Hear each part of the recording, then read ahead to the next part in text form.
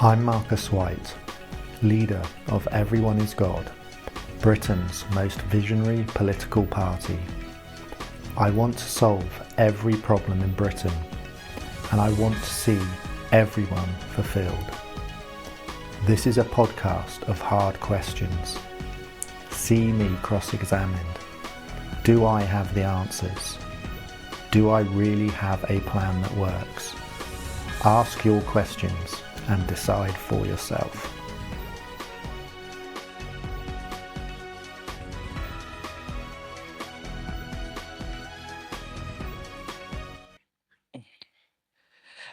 Good afternoon, everybody. You're watching the Everyone is God political podcast. I am joined with the lovely Marcus White and Rosie Morell, and we have a very special guest today, the lovely Hannah Method on YouTube. Hannah, how are you doing on this lovely day? I'm good, thank you. How are you? Fabulous.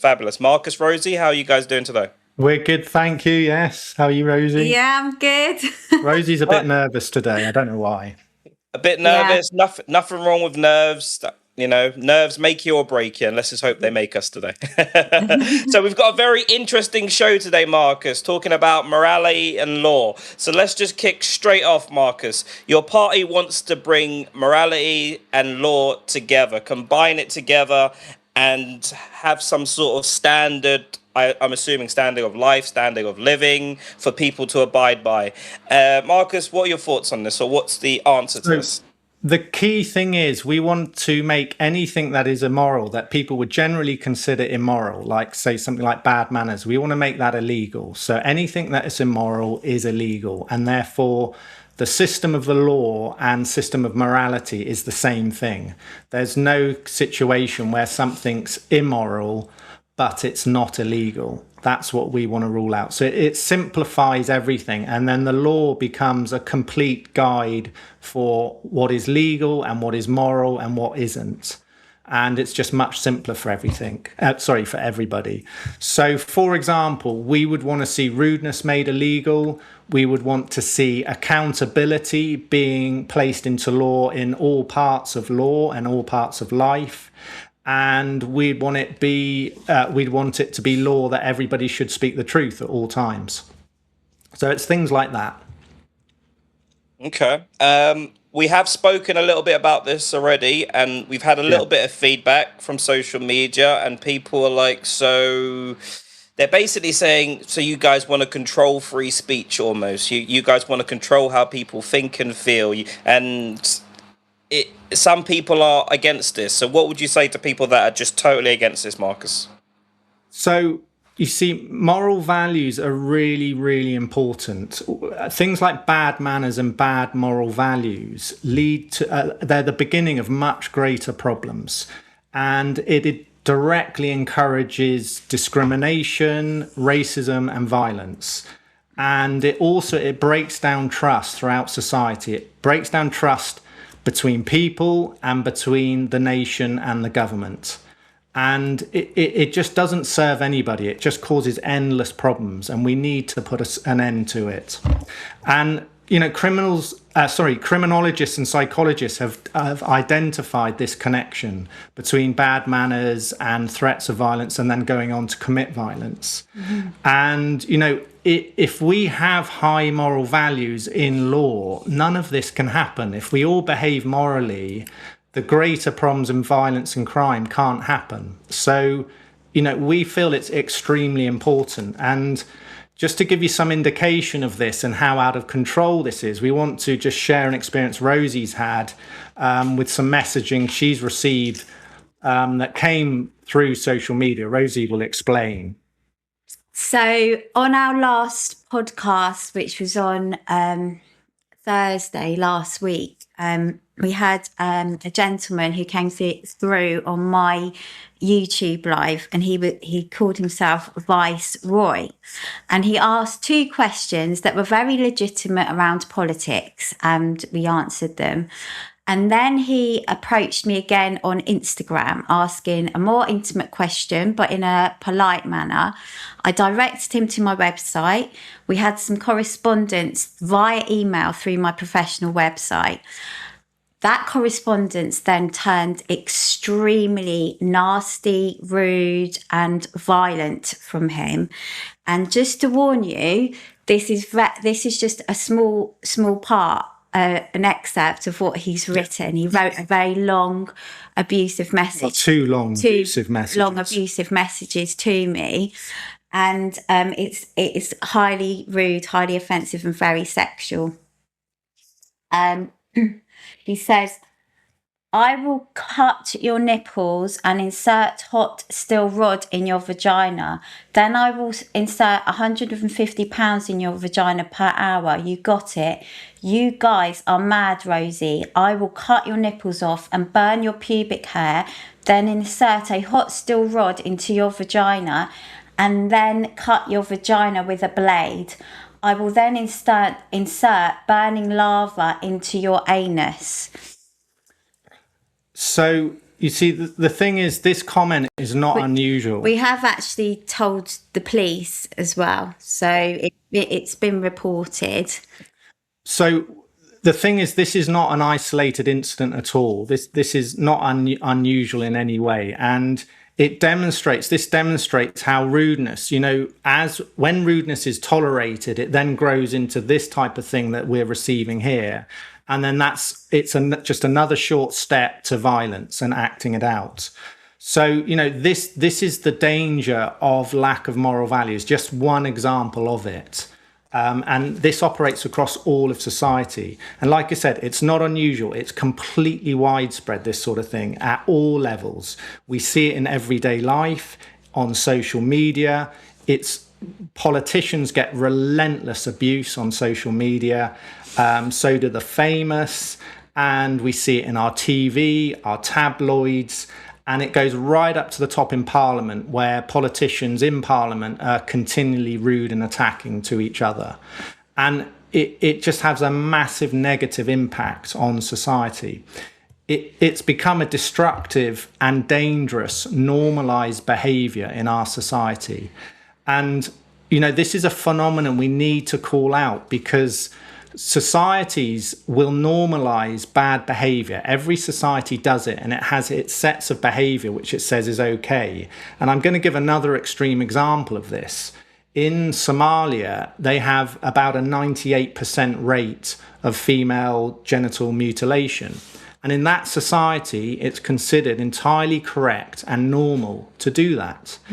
And, in the West, we can think, we're not like this. We don't have these norms that we think are incorrect, but we do, and rudeness is one of them, and all the other immoral values that we support.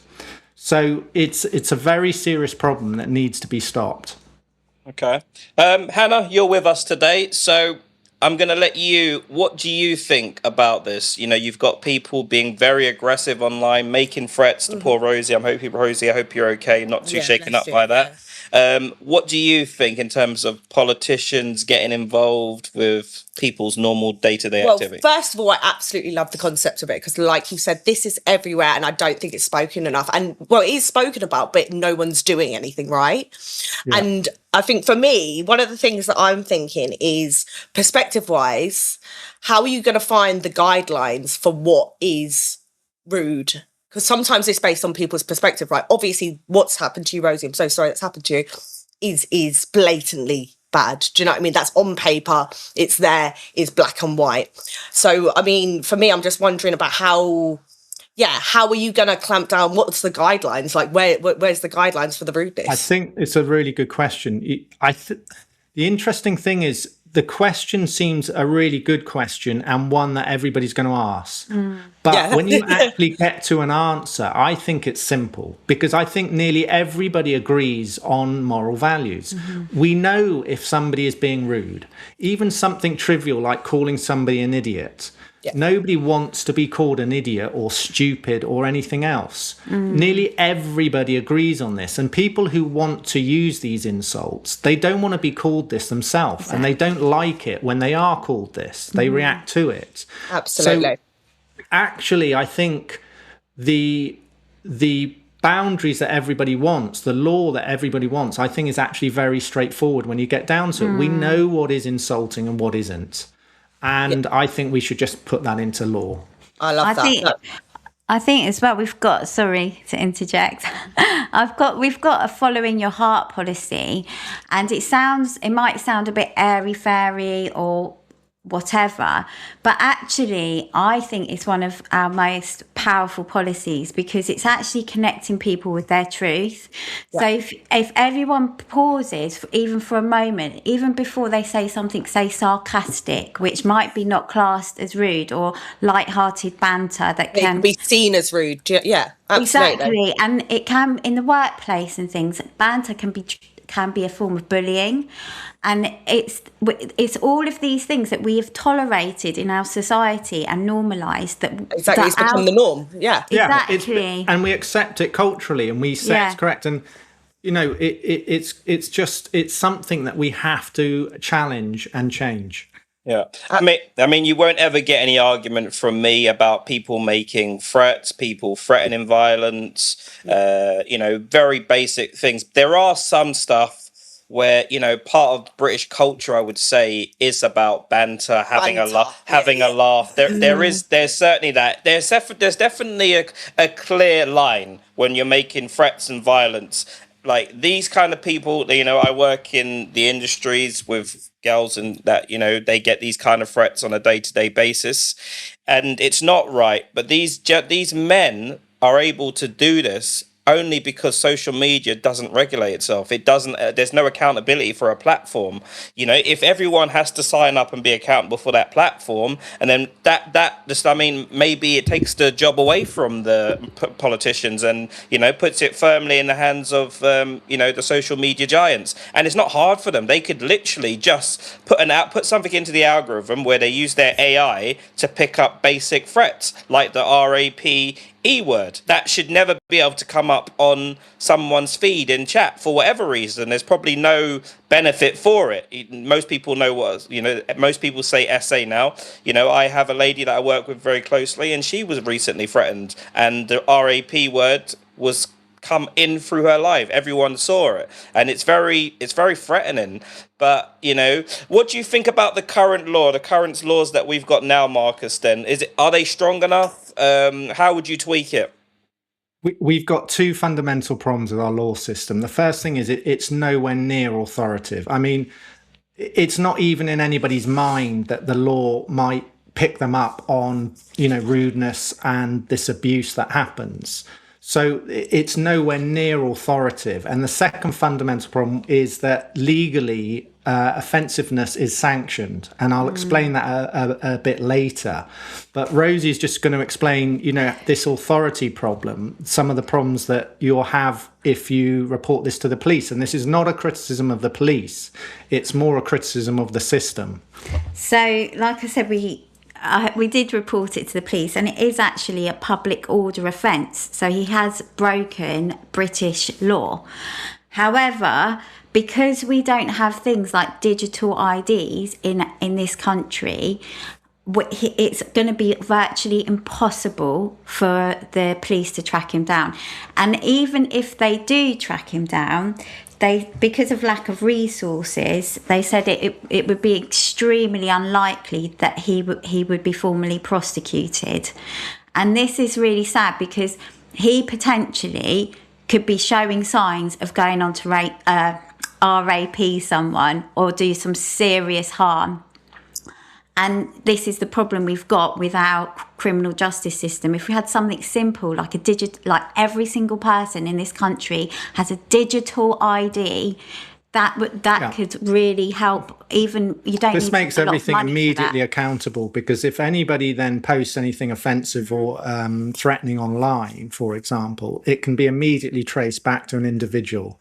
So it makes investigating the crime far easier because you can find the person.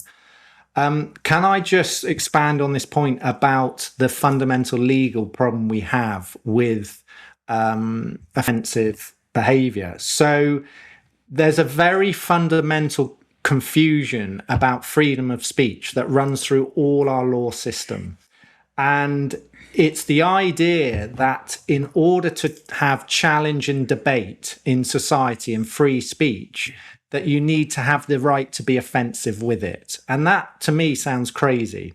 But this really shocked me when I did this research. So this type of offensiveness is sanctioned at the highest level. And I'm talking about the Article 10 of the Human Rights Act 1998, which specifically protects the right to be offensive. You can literally go and read this. This is the UN Human Rights Act 1998. These lawyers who have written this this Human Rights Act actually believe that you need to be offensive in order to challenge people's ideas and have debate. Now, that's not the end of it. MPs cannot be prosecuted for defamation.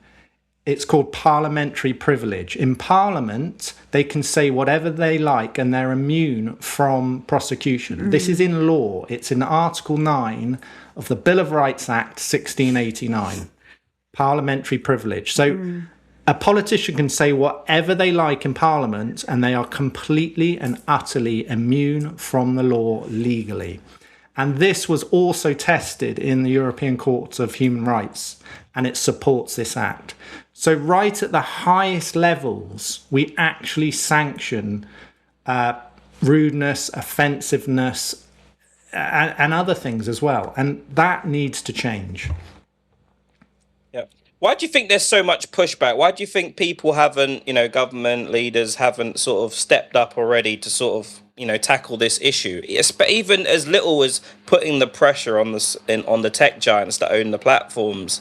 It seems like first of all, when you say morality and law, it can seem like you're trying to tell people what to do and, take away people's right to be a bit silly online and stuff. But when you really think about it, a lot of the problems, riots, all these problems, they come from people just being able to sort of say they're able to hate. We're giving these exactly. Yeah, and in America, it's a lot worse. Like I said, I've visually seen, I've watched videos of where black police officers or police officers of color are being racially abused. Exactly. Literally. And it's like my freedom of speech, and it's like they wear it with a badge of honor. Like, what's the good? It's an excuse. The freedom of speech and the controlling this excuse that people are using because it's the only thing they can find, because it's so simple. Don't be rude, don't be nasty, be kind in life.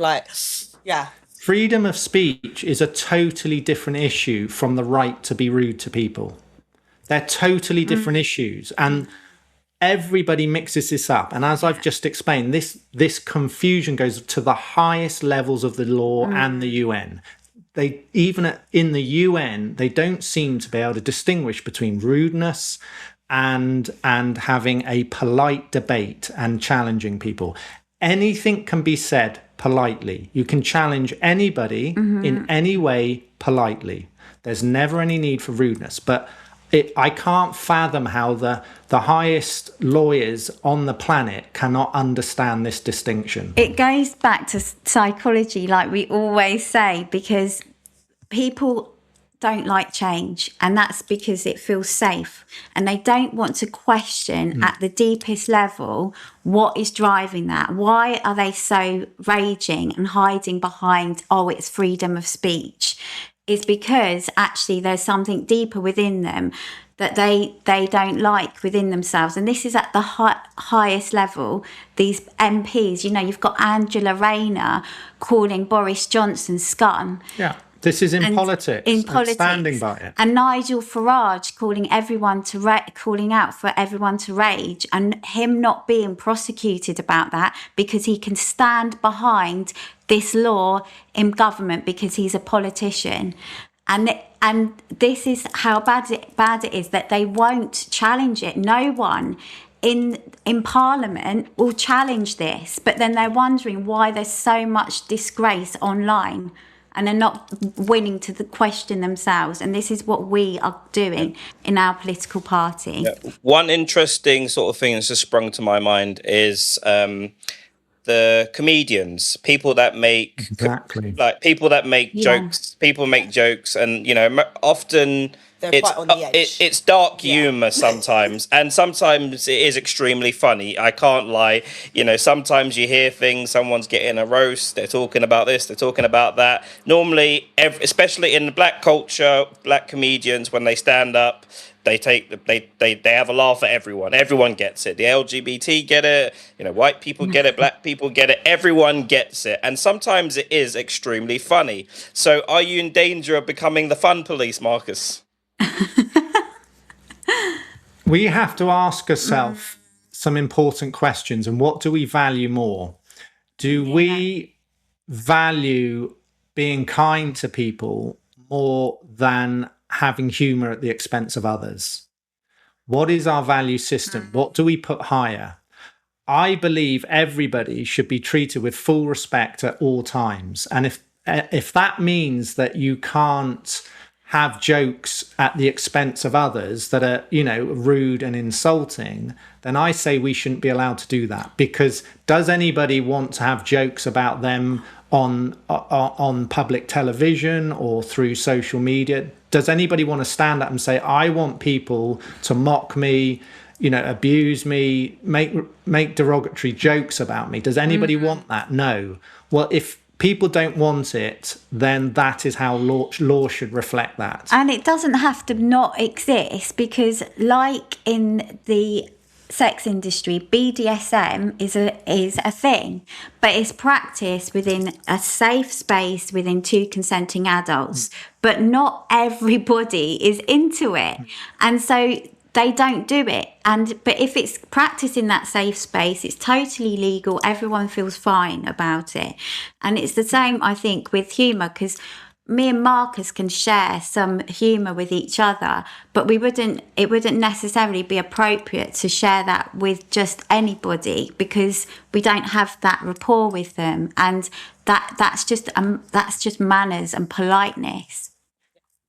And how would you monitor this, though? This is the thing. How would you monitor this with your guidelines? So, for example, take the online environment, which is where, there's a huge problem. So you'd have digital ID, and the police then have access to any communications that have taken place on social media, and they know who have made them instantly if there is reports of abuse of some nature. So straight away you can track it to somebody. You've got the evidence there because it's all been typed out on social media, and then it will be prosecuted. So Mark, let me just give one example quickly on this. A comedian gets on stage, and he starts making homophobic jokes, let's just say. What would be under your law, would this man be punished, and how would you deal with him? We've debated this before, haven't we? This is where you get to the sort of difficult area. Where do you draw the line? We've said, though, I think what we've thought is, like when you watch a film at the cinema, there's ratings, and it says it's got highly explicit content. So what I think at this stage, because it's quite dramatic to all of a sudden it go from everything to zero, that it will be this has got homophobic so you know what you're signing up for, and it will be a sort of breakdown of, because I've seen this myself on social media where comedians have picked on people in the audience and basically bullied them, and I haven't felt comfortable with it. But if they want to sign up for that as being part of the show, and it's you could potentially be picked on and humiliated, then I think we have to allow people to have freedom of choice. Yeah. But it's totally laid out. Exactly. I think there's some key points here. First of all, if you have a consensual environment, so if people want to go into a theatre and they're told, look, there's going to be this type of humour in this show, then it's all consensual. The people know what they're going in for, and they know what they're going to get. And I haven't got a problem with that. But I do feel that I think in our humour, you've always got the option to do fiction. So you can have humor around fictional characters. If you want to attack people and mock them who are real people, who are famous or politicians or whoever, I don't think this should be legal, because you're literally saying these people are second-rate human beings who can be attacked in the media for the entertainment of others. That is the signal you are sending. And this has profound implications across society. And this might sound like the nanny state, but it has profound implications. And I don't think it should be allowed. No. You can do it towards a fictional character, and I think, within, like I say, a consensual environment. Yeah. Then people can mock each other if they want to. But I don't think it should be a free for all. Mm-hmm. One thing I'll say just before we move on slightly is that I fundamentally agree. Morality and law. If we all could, if it was as easy as waving a magic wand, where it was like, look, everyone has to behave themselves on social media across the world. Everyone has to be nice to each other. If you don't have nothing positive to say, don't say nothing at all. If it was that easy, and I could just say, yes, this could start today, 100% I would agree with it. I just feel that it's going to be so hard to police. It's like there's going to be so many grey areas. So I suppose this sort of brings us to the law part of this, Marcus. What would you do to enforce this in law? Okay, so you would need to completely overhaul your legal system. You'd need to scrap many laws and replace it with simple moral laws. And, things like everybody must be respectful, kind and polite at all times. Everybody is accountable at all times, and you have digital IDs. Everybody must speak the truth at all times. You would just have to, put in simple laws like this that replace these very extensive laws that are totally confused right up to the highest level. And you need a system of much higher authority to back it up. Yeah. I suppose I think China or Japan, one of them have a digital sort of online system where if you commit crimes, if you do certain violations, they actually take fines away from that person's bank account, I believe, and they take money off them. So that's something that will 100% get people's attention. I just think the best way we could deal with this, and it wouldn't even be very hard, is if you get AI just to filter out the threats of violence, at least the threats of violence, the hard hitting, the real stuff. This can be done. People, I mean, and it could be done easy. It's AI; they've already got it. If you say a certain type of word on a TikTok live, you'll be banned before you even know it. And even sometimes you say something in a polite context, like, it still will still ban you, so it can. Because perspective is everything, and behind a computer, everything. You don't know how that's coming across. So, indeed.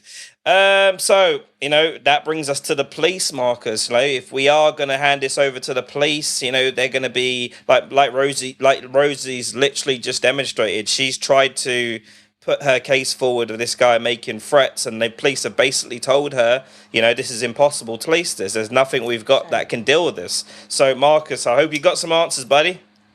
So, are you asking about how we'd fund all this and actually run this? Fund it all as well. Yeah, that's the main thing, really. So the first thing is you would use extensive fines. These type of moral crimes, if you like, you would fine. And the cost of those fines would more than cover the costs of policing it. Bear in mind, you've got digital IDs, and the police can immediately go online and see what comments are made and see if it's broken the law or not. It would be very quick to find the person, investigate it. The evidence is there, they're immediately convicted and they're fined. So the fines would more than cover the cost of policing this. And then you back it by prison. If they don't pay their fines, they go to prison. Now, but this in itself probably might not fund the whole system of moral law. So you need other things as well. So we would increase prison employment to make sure prisoners work and earn a fair wage and they pay their costs of prison.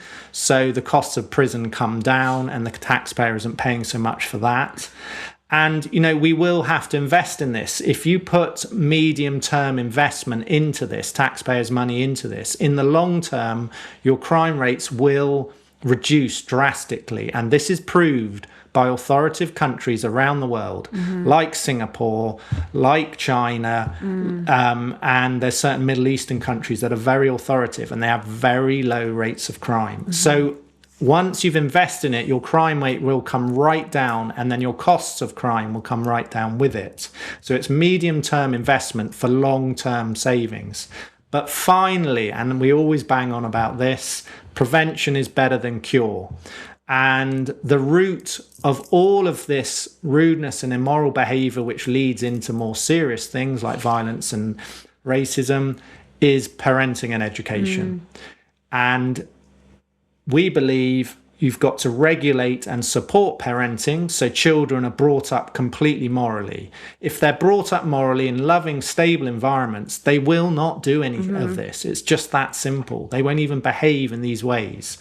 And with the right education to back that up, you just won't have people that want to behave in these ways. You need to re-educate Britain, and we've got to change this culture, this acceptance of rudeness. It needs to be something we consign to history. And when we talk about it in the future and we say, we used to be rude in the past, but we realize this doesn't serve us, so we've stopped doing it. That's where we need to get.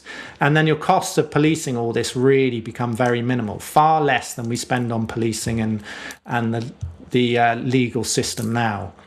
And they try this in schools. For example, I used to be a secondary school teacher for 5 years. The head teacher on some of the schools I worked in would be outside the front gates in the morning checking kids' uniforms. Now that subtle cue would send that message that we're starting at the top here. That affects your greater behaviour. So that small thing of how your uniform looks and how you're presented has a subtle subconscious effect.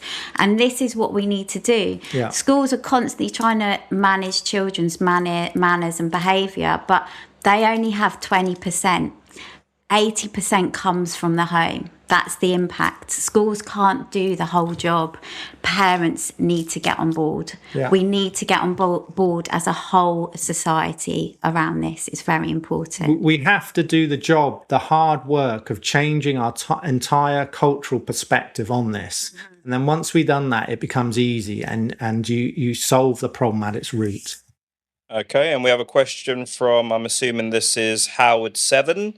The UK needs a Christian revival. Without Christ and the Golden Rule, the UK is finished. And there's certainly a lot to say. I mean, there's a lot in religion, any religion, if it's abided by properly, people can start living proper lives under certain. Most religions have guidelines and stuff on. Absolutely. I would agree. I mean, if you look at the religions broadly, I think there's huge agreement on moral values. It's only extreme parts of religions and minorities that take it to extremes where it becomes ridiculous. But generally, throughout religion, they all preach the same thing, whether it's Islam or Christianity or Judaism or Hinduism. These values are universal. I think they're universally agreed. Everybody wants to be treated with respect and kindness. It's a universal human value, and it runs through all our religions. And I think there's a lot of good value in all the religions, and I don't have a problem with it at all. Yeah, and obviously we're finishing up, but we can't go anywhere without sort of identifying why there are so many really bitter individuals that are making these threats. I mean, I couldn't be more. I don't know how more I can sort of stress this. There are women receiving these sort of messages that you were talking about, Rosie. Threats of every single day, and these are men. That what's making these men markers? Why is there so many angry? Why is there so much hate? Why is there so much hate? It all goes down to upbringing, where particularly men haven't had the love and nurture and respect they want, particularly from their mothers, but also from the fathers. It can create this very deep-seated bitterness and hatred. And then this comes out in adulthood as this hate speech.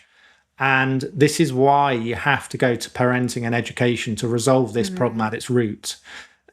Nearly all problems we have in society start with parenting and education, because that's where we create our our culture and the way adults behave. We create it in childhood. They're taught, they're modeled for how to behave in their childhood. So that's where we need to go. And this is the root of this hate speech, you see. Okay, I'll leave it finally with my guest, the lovely Hannah over here. Hannah, anything you want to say to Marcus and Rosie about their thoughts on, morality and law? I absolutely love the concept. I absolutely love the concept, and I really hope it works out. Really hope Hannah, it works can out. I ask you, do you have direct experience of this? What's your experience going through school? And I know you're on social media. Oh God, it's everywhere. I mean, it's in school with bullying. It's in workplaces, like you say, with banter. It's online with abuse. I mean, I've experienced loads of it, and I've just become unstoppable because that's what I've experienced all the way through my life. But some people aren't as strong as me, and it can really, really affect people. Exactly. And that mental health. And I was going to say, this is going to have a massive effect on people's mental health as well, which is a massive problem everywhere, so the knock-on effect of that will be amazing. So would you consider it a serious problem right through society? Absolutely. And it's a domino effect to so many different things. Like you said, there's crime, there's mental health, there's abuse, there's normalising abuse as well. If everyone jumped on board with this, these problems wouldn't exist.